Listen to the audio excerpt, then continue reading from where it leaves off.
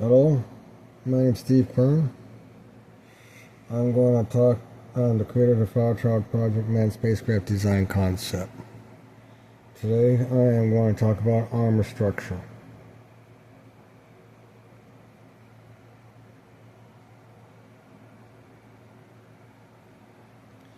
This is a project that I made on Blender 3D. This is basically a laser weapon based on 1960s technology. My understanding of laser technology, 1960s technology. And this is the satellite, and this is the propulsion systems that put it into the satellite. And these are the maneuver systems to keep the satellite in orbit and to rotate and stuff. This vehicle here is what I call the Bridge Escape Pod spacecraft, which is comparable to the Apollo CSM-LM and the Soyuz spacecraft.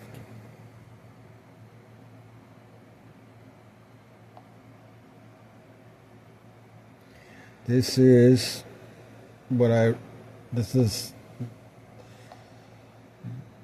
uses the same laser weapon system, but this is an outer space fighter. Again, you have the BEP, and I represented here, and this is what a BEP looks like against the space fighter. This is the weapon system. This is the propulsion system for the fighter, and then this is for the additional weight of the BP as a space fighter. The BEP is an independent spacecraft that can be attached to a space fighter. If the BEP was not there, the spacecraft would not be able to fly at all, would not be able to operate. This is not Earth launched, this is an outer space only spacecraft design. Oops. Yep, I need to do that. This is another Blender project. This spacecraft design represents a spacecraft design that allows spacecraft to fly like airplanes in outer space.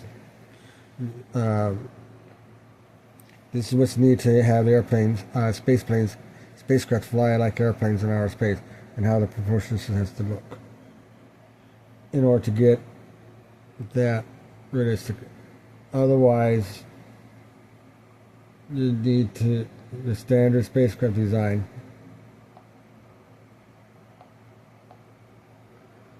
like the BEP flies like a helicopter, basically, forward, backwards, rotating. And so you can move the spacecraft, and you can rotate the spacecraft, and it still goes in the same velocity. Just because you rotate this does not mean it goes that way, unless it. So,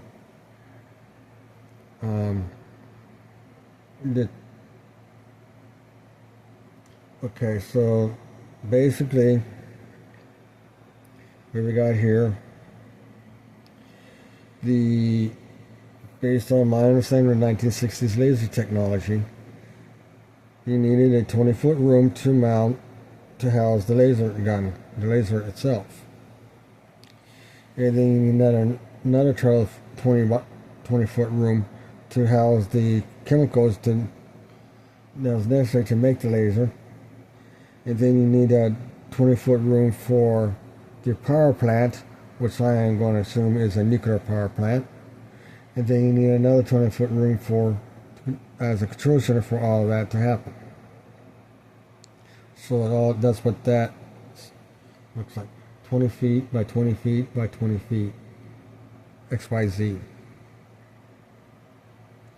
And then from there I created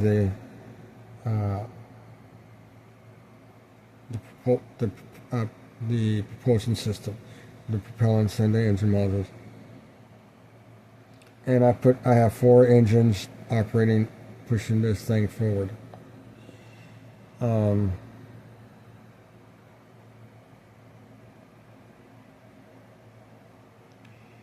So now within the so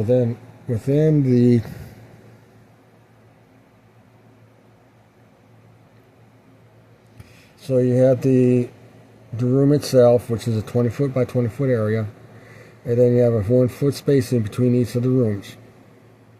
That's the wall structure. And so that's the wall structure is 1 feet thick, so it's a 22 by 22 volume. But each 20-foot area shares the same 1-foot wall structure.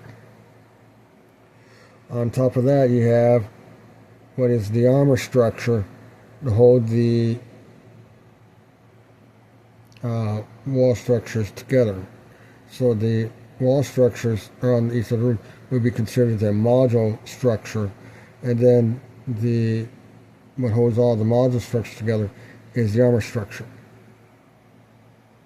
And the armor structure could actually be armor itself, or it could be just framework to hold things together.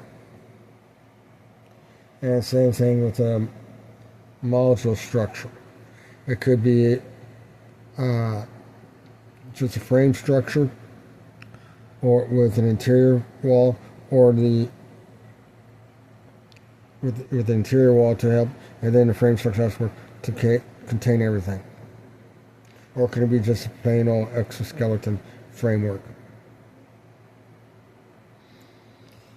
And these modules, you have each engine, and then it's an engine module. The engine module contains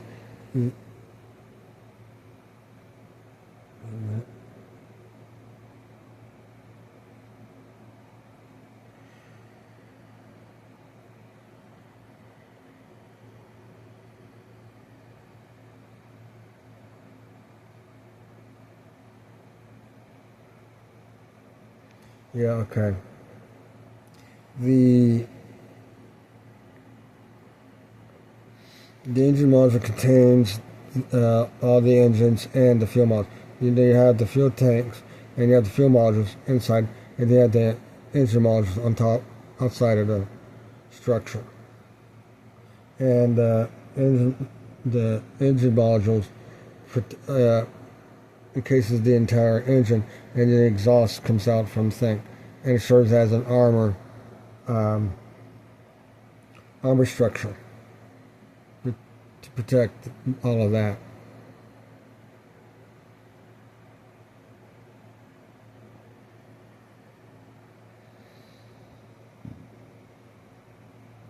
No, I don't think wait.